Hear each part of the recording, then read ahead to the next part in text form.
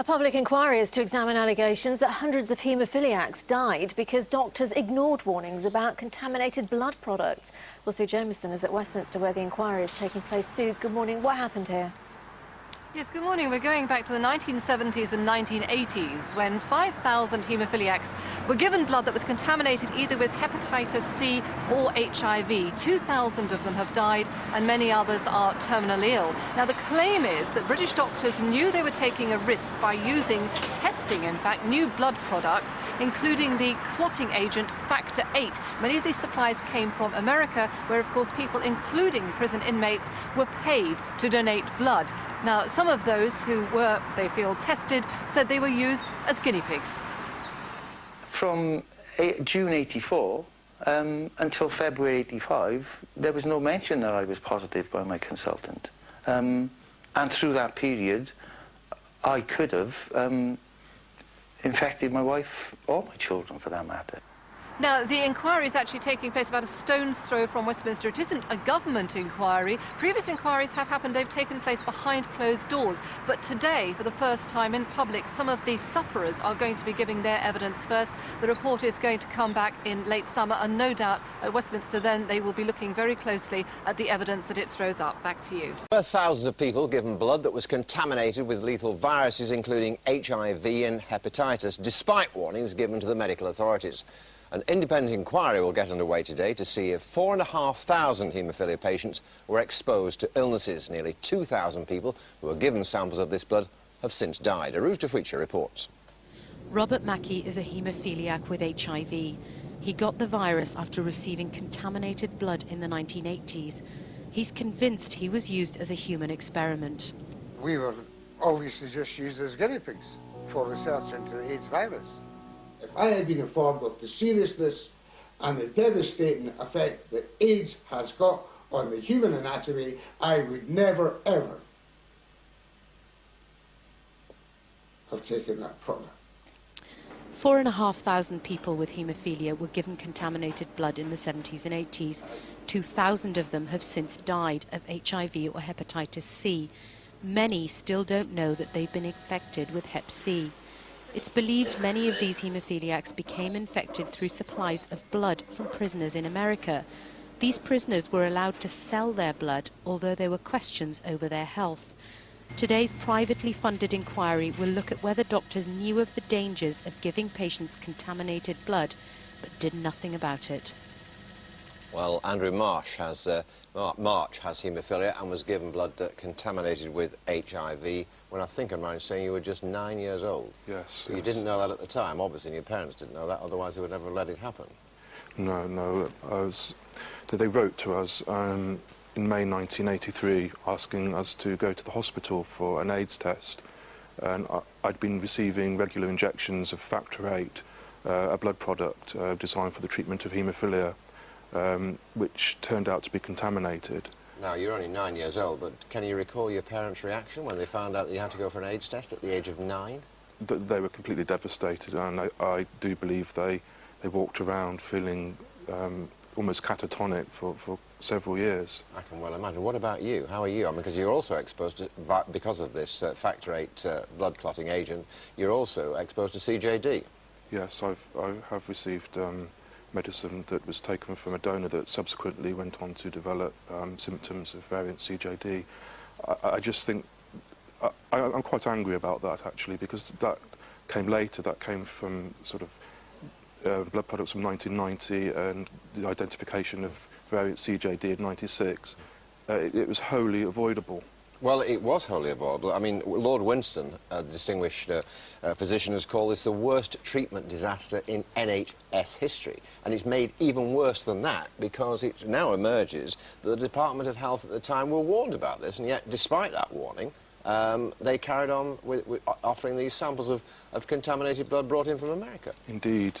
They had multiple warnings stemming back to 1974, 1975. These warnings came from America, from eminent physicians there.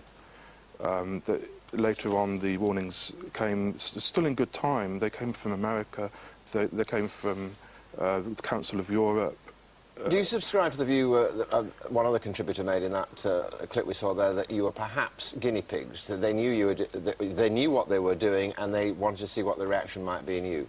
The haemophiliac community have almost certainly been used as in place of rather expensive chimpanzees, which were £10,000 each, becoming an endangered species, and now we're becoming an endangered species with only 300 or so of our numbers left, with 66% mortality rate. Well, indeed. I mean, nearly 2,000 people who were given factor VIII, this blood-clotting agent, have since died. Yes. It is a major... I mean, if these allegations are proved to be true, this is a huge, major scandal. Yes, it's disgusting. Well, I'm not surprised. You're remarkably calm. But of yourself, physically, you're getting by, yeah? You're okay? Yes, yes. It's more psychological and mental. The virus is collectively a huge responsibility. But, yes, I'm not doing too badly. Yeah, well, you look to be doing great to me. Thanks very much indeed for coming in and talking about it and confronting it and alerting other people to the problem. A public inquiry is to examine allegations that hundreds of haemophiliacs died because doctors ignored warnings about contaminated blood products. Sue Jameson is at Westminster where the inquiry is taking place. Sue, good morning. So what exactly happened here? Well, this is being described as the worst treatment disaster in the history of the NHS. In the 1970s and 80s, around 4,500 haemophiliacs were given blood that was contaminated with either HIV or hepatitis C. Now, this blood was given to them, some now claim, with the knowledge that it could be dodgy. British doctors, it's claimed, gave the blood, even though they had warnings back in 1974 that these new blood products could be problematic, particularly the clotting agent, which was known as factor VIII.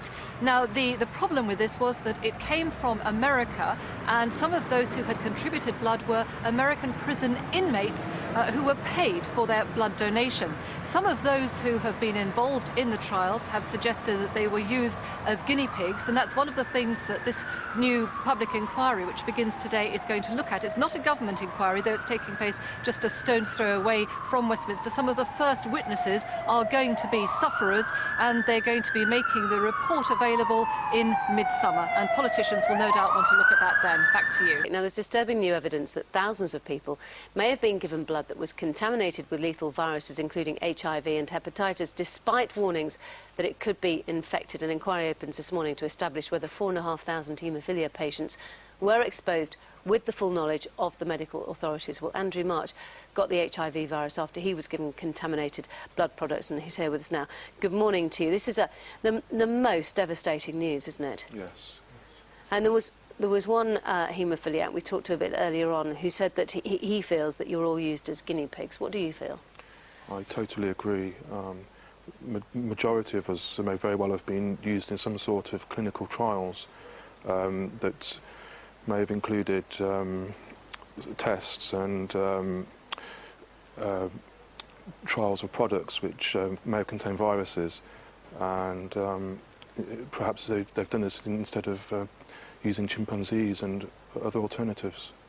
You were 9, I think, when you were... Yes. Your parents were sent a letter, I think, asking you to go for an HIV test. So. Asking us to go for an AIDS test. I was asking you to go for an AIDS test, and that proved positive. It did eventually, yes. I'm not entirely sure if the results were given then. They were offering the results 11 days later, but so long ago I can't recall. There were fewer tests done on blood in those days, weren't there? Yes, yeah, there were. But nevertheless, Lord Robert Winston, who is a world-renowned medical academic, dubbed it as the worst treatment disaster in the history of the NHS. What do you feel? I completely agree. I believe we need a government public inquiry, one that actually comes out of the government, not a necessarily independent one, to fully look into this and to discover the truth about what happened, and perhaps to bring some justice. Because this was a life sentence for you all, wasn't it? I mean, I think they were talking about 4,000 haemophiliacs, or about 4,000 haemophiliacs who were given these blood products, and I think 2,000 have died. Yes, it's a considerable number. And tell me what your parents' reaction was when you were asked at 9 years old to go and get these results. Well, they were sort of thrown into a whirlwind. They were utterly devastated. in some ways, they've never really come to terms with it. They've lived in fear for many years of any kind of the stigma, other things, backlash of any kind. But we've always wanted the truth to come out. And how are you? I'm not too well, but it could be better. I mean, most of it's in my mind, really. It's the way it affects you psychologically. Physiologically, I'm not exactly fading away, but it's a collection of different viruses, so they take their toll. I'm sure they do. Well, fingers crossed then that you do get what you want. Andrew March, thank you very much for coming in and talking to us this morning. Successive governments have repeatedly refused to hold a public inquiry into this issue, saying what was the point, the facts were known anyway, that these people became infected by contaminated blood products. What the haemophiliacs want to know is not only how the blood became contaminated, but whether there was a cover-up. For the first year, all the references in his medical notes were to exposures to blood products of all kinds, factor VIII, clotting factors, all sorts of things. And after that first year, all references to blood treatment was taken out of his notes, or not included, perhaps would be more accurate. And for 14 years he was accused of being an alcoholic, and he died knowing nothing of this at all. We want really a closure that will be humane for those who are afflicted and the bereaved. The government's had some inquiries behind locked doors. We're told that the government's priority is putting the patient first. In this case, the patient was put beyond locked doors. They were given no opportunity. Who knows more about the effects of this disaster than those who are afflicted? The evidence given in this room over the coming weeks and months is the closest haemophiliacs and their families will probably ever come to knowing just how much successive governments knew about the contamination of blood products.